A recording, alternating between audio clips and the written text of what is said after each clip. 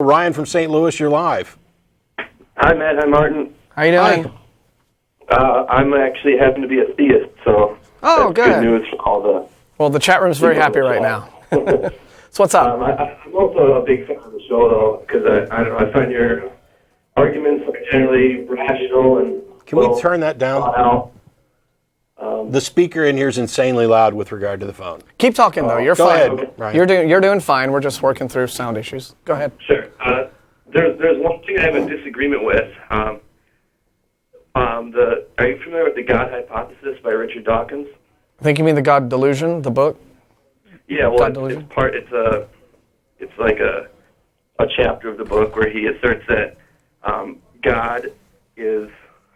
the existence of God should be treated as any other scientific hypothesis should be treated. Yes.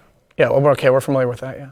Okay. Well, I disagree with that. I think I was basically wondering what your guys' take was on that, because I think He's right. I think he's right, yeah. Natural being. He's right. Here's the reason for that, and it's something that Tracy's covered quite a bit, and better than probably any of the rest of us. And that is, it depends on your definition of a God. If your God is something that does not in any way affect reality, then okay, there's no way to test for it. There's no way to verify it at all. But if your God manifests in reality in any way, if your God can answer prayers, heal people, make the sun stop, raise people from the dead, if your God can do anything remotely like that, then that is something that is within reality, which is subject to scientific inquiry. Okay, but not if it's in reality based on... It doesn't matter what the source is. Power. No, it does not matter what the source is. The source for every new phenomenon that we identify has an unknown source most of the time. Yeah. That does not exclude it. We may not know what the source of something is, but we can still investigate and verify that the phenomenon is occurring. Now, Okay, it may be the case that you cannot get from this happened to therefore it was caused by something supernatural. In that aspect, you're correct. You can't verify the existence of the supernatural. What you can do is verify the existence of the prevalence of the phenomena and the reliability of it. And it's been tested. The various claims about prayer and whatnot have been tested scientifically. Oh, sure. Okay. But that just proves that particular prayer, did not elicit that particular result or whatever. That basically, think of if there was a supernatural being, he could, like an omnipotent being, he could make it so that his discovery would be impossible. Sure. But still could interact with the real world. No. Yeah. See, right there, that's sort of contradictory. It's part of the whole notion of omnipotence is internally contradictory. It contradicts itself. Well, we don't have to go all the way on. I know we don't have to do that. Interacting with reality. But the point is, that is a specific example of it. You can say, God can completely make any sort of direct evidence of his existence completely impossible to detect. And yet, if he is having direct effects on the real world that we can see, and this is the God Christians believe in. They believe that, they pray to God and he answers prayers, and these prayers have, results in their lives. Then, that's a lot like saying, well, you can. It doesn't really quite mesh that you can. Here's something that is doing something in the world, but you cannot look at that result and in any way study exactly what caused that result. Well, let me do this a different way. What could God do that we could not test for? Okay, like let's say while you're sleeping, God puts $1 million in your closet, and then when you wake up, he makes it disappear. And it actually happened. Okay. You can't test for it because he's... How do you know it actually happened? How do you know it actually... When you test for it. Now, how do you know it actually happened? Yeah. How would you have any way of knowing that at all? Well, you wouldn't. That's okay. The whole... Would you have any good justification for believing that it did happen? No. Okay. So unless you, for some reason, wanted to believe that it happened for some reason. That's not a good justification for believing something. Well, why not? Well, Okay. it's not especially rational, that's all. I mean, it's not always a good justification for believing something, but it could be. No, it's never. In what circumstance? Simply desiring something is Only never. a Sith deals in absolutes. Sorry? Only a Sith deals in absolutes. Only a what? Sith. Oh, yes, I am the Dark Lord. Are you going to turn into a prank call, or are we going to keep conversing? Nah. Okay. The thing is, I'm sorry to tell you that there are, in fact, absolutes, 3 logical ones, but I'm not going into the tag thing right now. I asked if you had any justification for believing it, and you admitted rightly that you don't. And then you said that unless you wanted to believe it. Well, okay, there are all kinds of things that somebody may want to believe. I couldn't give a rat's ass. What I care about is what is true and what is demonstrably true. And when I ask whether or not a belief is justified, I am by definition excluding simply the desire for it to be true, because that is not a rational justification for believing that something is likely to be true. That is simply a desire. Yeah, and you could just as easily justify believing in anything at all, Yeah. if that were your sole justification for it. I want there to be leprechauns who come in and do my laundry at night. That's a strong desire of mine.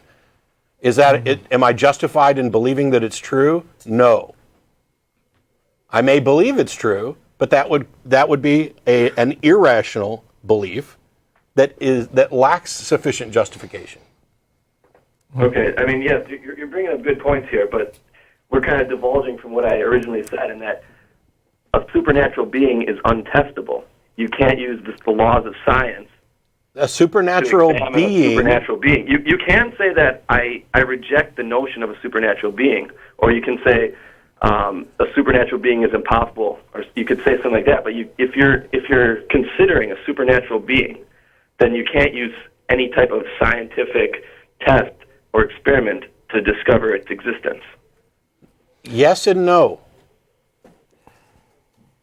Well, here's The supernatural is by definition outside the realm of scientific investigation, which is why Exactly. I brought up at the beginning, does this entity manifest itself in the natural world in any way? If it can affect and manifest within reality to affect change, then that is something that we can observe. And you said, well, there's a way, God may be able to do stuff that we can't identify. And I asked for an example, and no offense, Ryan, but you came up with one of the stupidest possible examples that represents a God that is completely indistinguishable from a God that doesn't exist. A God who, while I'm asleep, puts $1 million in my closet and then removes it. That action is completely indistinguishable from it never having been there, and there have been no God to put it there. What we want is for you to identify an action that a God could take that is identifiable in reality that we could not identify. And Okay, I'll give you a better example then. Inherently self-contradictory. Go ahead. Okay. All right, yeah, my example was bad, I admit that. How about, let's say when you die, this supernatural being takes your consciousness, your essence, whatever, and puts it in some supernatural place, and you continue your consciousness in a supernatural place, completely outside of what any scientific analysis could detect. How is that any different from your $1 million in the closet? Yeah, Because this is something that you will experience. No. You will experience. No, this. Hypothetically, I'm not saying it's Yeah, true. right. It's hypothetical. You are simply speculating upon, well, what if this particular magical thing happened after your death? But what I asked for was an example of something that manifests in reality. Yeah. Something that happens in a supernatural realm after you're dead is not something that manifests in reality. Okay. Again, I mean, Agreed. something that. Let me give you an example, and you can argue with me whether or not this can be tested. It is the belief of theists around the world that this universe that we're in exists because of divine fiat. A God, a supernatural being, willed it into existence. So you have all of natural reality existing at all because a supernatural being wanted it to and made it happen. So that is, when Dawkins says, this is why God claims should be tested, just like any other scientific claim, this is what he means. It is the claim of theists that Everything exists, anything exists at all because of the will of God, a supernatural being, because of the actions of God, a supernatural being. Okay, well, So- you're sort of supporting my point even more, because I'm saying... But the only yes, examples you can you're coming reject up- that. You can reject that on hand, but you can't use science to prove that. No. Okay, No. this is something. Prove it. This is Right. something completely different. No. Now you're saying you can't disprove God with science. You know what? You're absolutely correct, Well- and nobody gives a damn because that's not where the Yeah. burden of proof is. What Dawkins is saying, and Martin was absolutely correct to make sure that he phrased it this way, was that science can investigate God claims. That's it. Period. Okay. Because we are in the business, science is in the business of actually determining what is or isn't real. Now, the second that somebody's God is demonstrably real, now, then it becomes believable. And that is something that is theoretically possible for a supernatural God to exist, although I don't know how. I mean, that may actually be impossible, but hypothetically speaking, if there was a supernatural being who could affect reality, then it is possible that we could detect this. I disagree. Okay? In what way? And yet, theists around the world claim that this is true, and they claim that their God, one of the ways in which he does this, is to speak directly to people and give them prophetic insights into the future, which are testable and verifiable. If it doesn't matter whether it's a God, aliens, a transmission from somewhere else, if the source is unknown, but it's feeding me information and I can consistently pick winning lottery numbers, then we have a demonstrable phenomenon that has been demonstrated to scientific certainty. We may not be able to identify the source, but That's the point. You may not be able to identify the source, therefore you cannot say it's a supernatural source, so there can never be I any don't evidence. care, Ryan!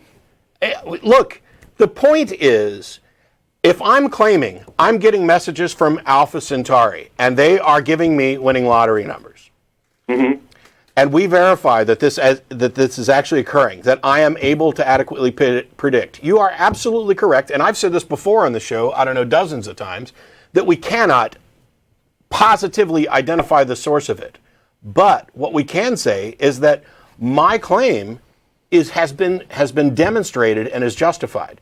Now, if you accumulate a massive amount of evidence of a number of different claims, so, there's a billion people who are claiming that God is giving them information, and each one of them is always right down the line. Now, all of a sudden, you approach the sort of rational belief in the causal area of the claim. We cannot absolutely confirm it. We can never absolutely disprove it. But we're talking about phenomenon in reality. We may not be able to properly, completely, scientifically identify the cause, but the aggregate claims of this source. It's one of the reasons why we look around the world at all these different religions that are making claims, and we can say that, you know what, they cannot all be right because they are, in many cases, mutually exclusive, but they can all be wrong. And when we investigate them, none of them can produce any phenomenon that stands up to anything better than results we'd expect from chance. But that doesn't need to be the case. It may be the case that one of these religions, let's say Mormons, for whatever reason, live better, happier, longer lives, are more productive, are able to predict the future, are healthier, they're immune from cancer, and we can demonstrate that, somebody who lived to be 30 and then converted to a Mormon, instantly there's no more cancer. All of a sudden, when you get evidence like that, the claims of Mormons become tenable. That is what we're talking about, and that is what Dawkins is talking about when he says that we can scientifically investigate and validate religious claims, God claims. Doesn't matter that we can't absolutely identify the source. It may be the case that we, in the absence of being able to absolutely identify the source, we still can come up with enough information that we can say, okay, there is some source and we know something about it. In much the same way that in different fields of science, we don't have a complete understanding of the inner workings of the atom.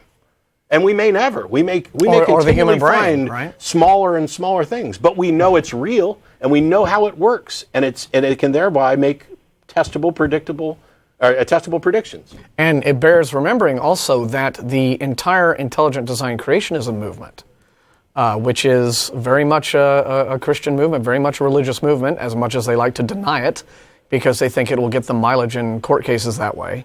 This is all about a bunch of theists attempting to refute evolution by making what they claim are scientifically supportable claims for intelligent design of life on Earth. In other words, it was not an evolutionary process. It was not an unguided process. There was a mind behind it and a plan behind it and an agenda behind it doing these things with deliberation.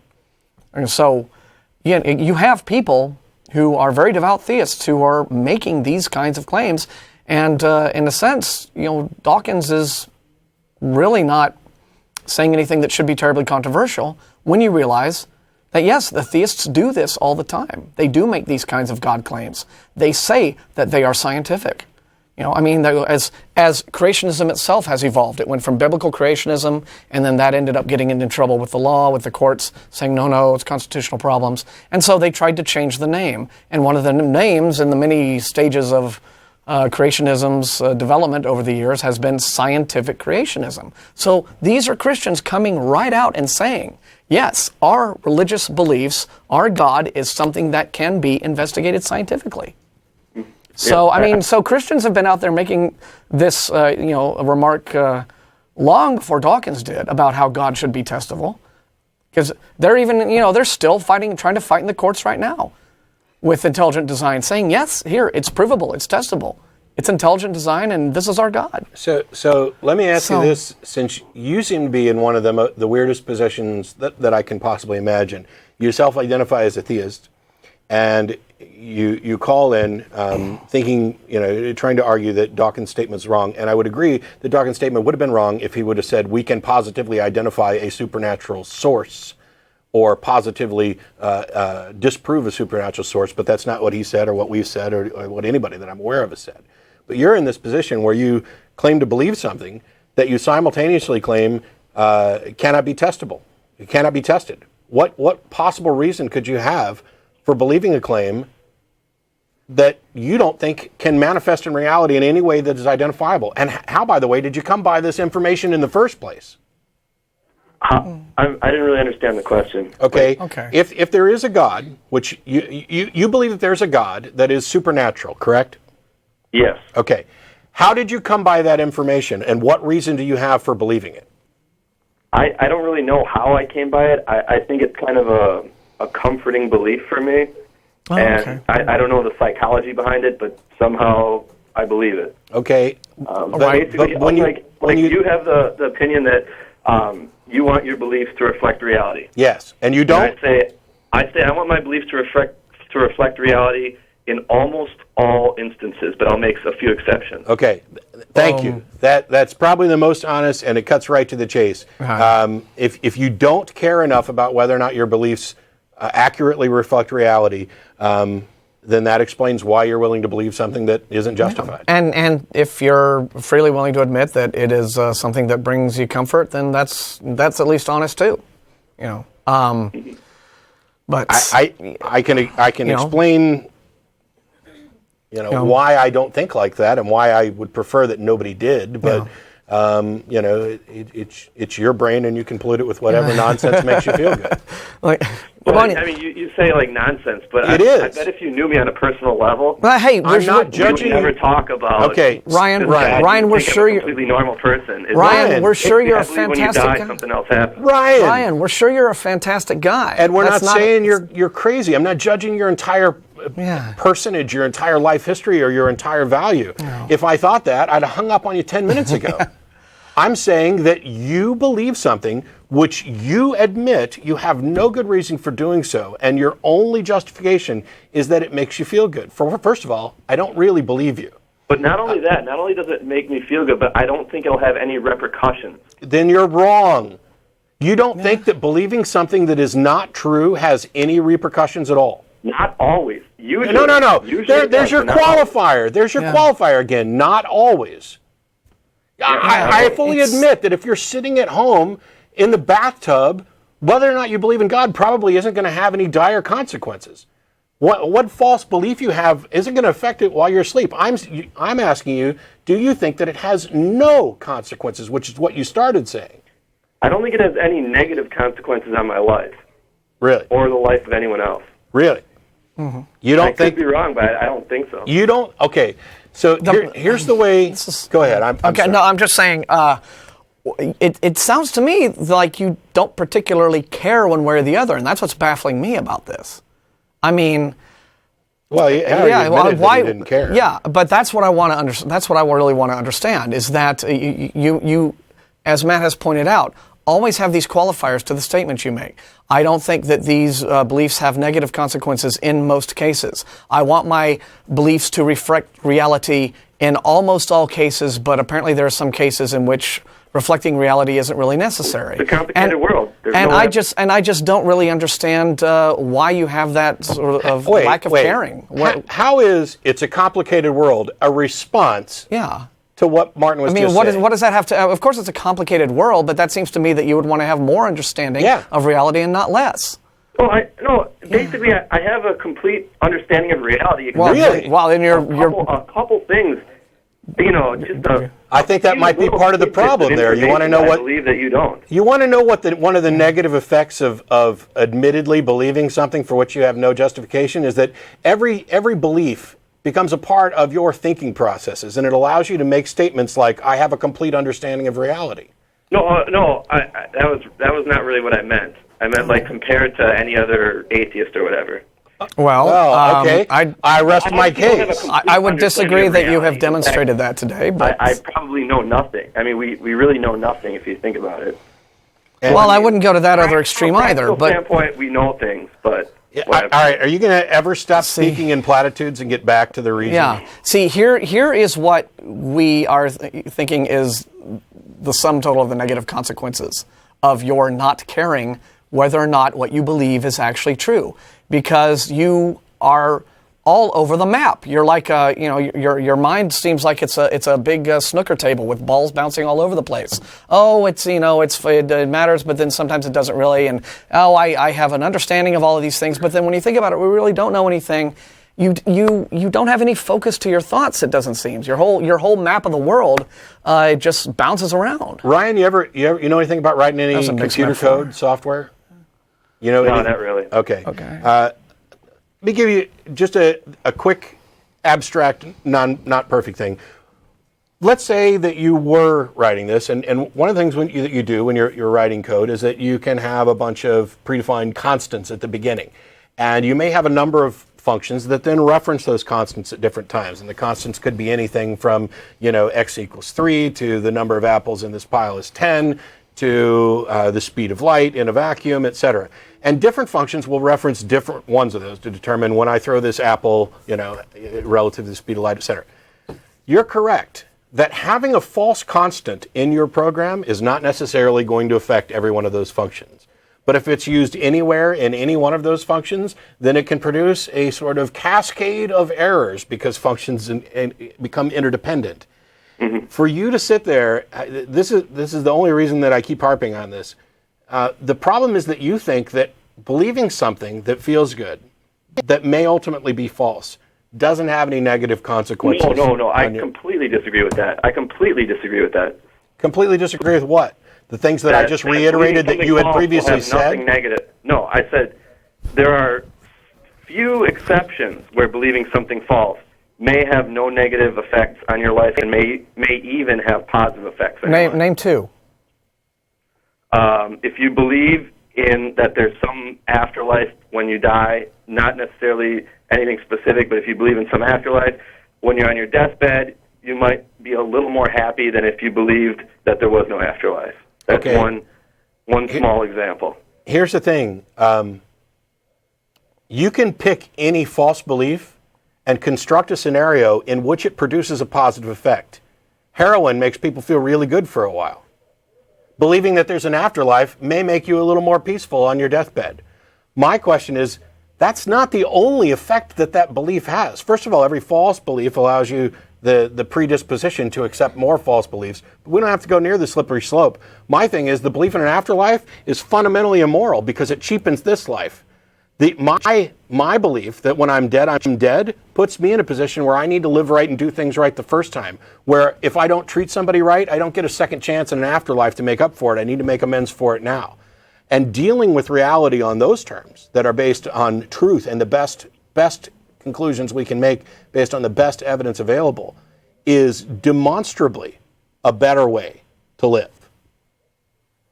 Having your internal worldview more consistent with reality is the key. Not usually, always. Yeah. Because we're talking about decision making. If I'm going to make decisions that affect what I do in reality, then the more consistent my internal view of reality is with actual reality, the better. And the more divergent my internal view is from reality, the worse. And let's be honest, Ryan, the only examples you're able to come up with these exceptions that you want to exist are simple, like emotional placebo effects. Oh, but it would make a person feel better to entertain this belief for a little while. Sure. Whereas, listen to what Matt's describing. Matt's describing things that have lifetime consequences in terms of how you interact with your community, with one another, with people in your lives, how you behave, how you take responsibility for your actions and the things that you do. If something you do ends up causing harm, you have to deal with that. You have to take that responsibility now. All of these things, build upon one another. And you keep wanting to say, yes, well, that's only the case usually, but the only examples that you're able to give us don't seem to be terribly meaningful. 99.999% of the time. Okay, and if you're only concerned about being 99% accurate in your view of reality, well, that's your problem. Yeah. Some of us would prefer to get as close to 100 as possible. And the way to do that is to care whether or not your beliefs are true, and to never say, I'm okay with making an exception for this one because it feels good. Like the saying, ignorance is bliss. I'm sure. Yeah. Sometimes ignorance is bliss. But see, there you go. I agree. There you go. That's the only example you're able to come up with is that, it'll put a little doe-eyed, empty-headed smile on a person's face to believe something that's false. It's just the emotional appeal you're defending this with. You have really nothing else to defend it with. And since you, again, admit, well, okay, maybe it's 99.99999, then why do you really care about the 0.000001? I mean, just go ahead and accept the common sense that, yes, having a worldview that's consistent with reality is best. In all cases, as much as, it's where whatever exceptions might exist are so minute as to not make a difference. And therefore really shouldn't be thought of as existing. I mean... I don't know what else to tell you, Ryan, and we've gone for like 25 minutes or so at this call. Okay. And the thing is that I think we're as close to an understanding as we can, and that is that you've said that you would mostly like to have your view consistent with reality, but you're willing to make exceptions because you don't see the harm in it. And I do. And someday I hope you do. Yeah. And I hope the whole world decides to care more about whether or not their view of reality is accurate. And there are sometimes more things in life that are more important things in life than just feeling good. Now, that said, I certainly don't put you in the category of batshit crazy person who's trying to take over the lives of everybody else. Yes. If you were, like I said, I'd have hung up on you 20 minutes ago. Yes. That's not the case at all. And I greatly appreciate the call and the chance to discuss this. All right. Well, nice talking to you guys. Thanks, Ryan.